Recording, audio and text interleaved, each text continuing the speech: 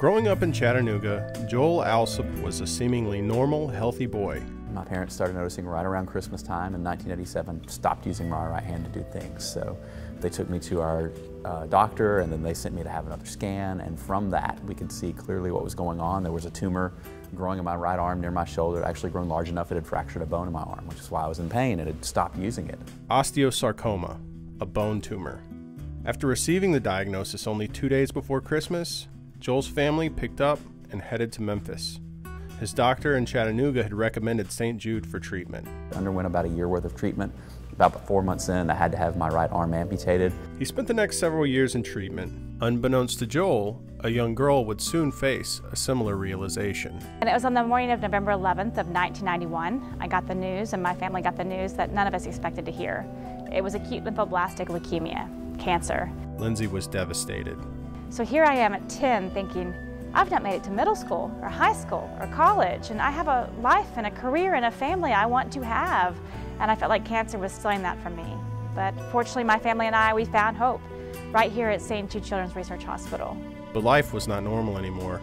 It was difficult for Lindsay to return home to the life she had left behind. It wasn't until I started spending a lot of time with other survivors that I felt this comfort and this understanding and this support of people who were in this mutual fraternity. Even at a young age, Lindsay was a fighter. Her confidence while battling her illness would earn her a new admirer. We didn't have much of a relationship then, my fault. I was taken aback by her ability to go up on stage in front of about 1,000 people and be vulnerable, and be honest, and be warm, be caring, be funny. And I was like, oh my gosh, she's awesome, so that double means I can't talk to her. Eventually, both Joel and Lindsay would return home to their lives and grew apart. Nearly 15 years would pass, and then it happened. Yeah, my whole family's like, you're now living a Hallmark movie right now. Ironically, both would get job opportunities at St. Jude that neither could pass up.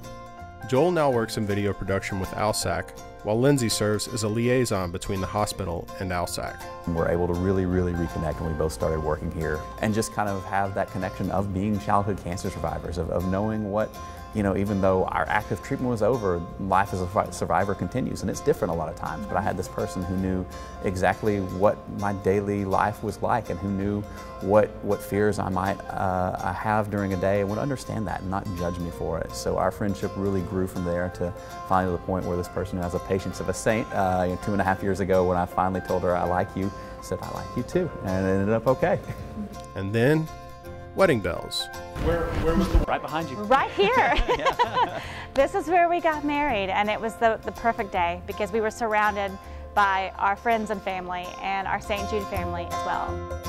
It was just this perfect moment where all of these things came together, and we were able to see how life had led us down this path to that day.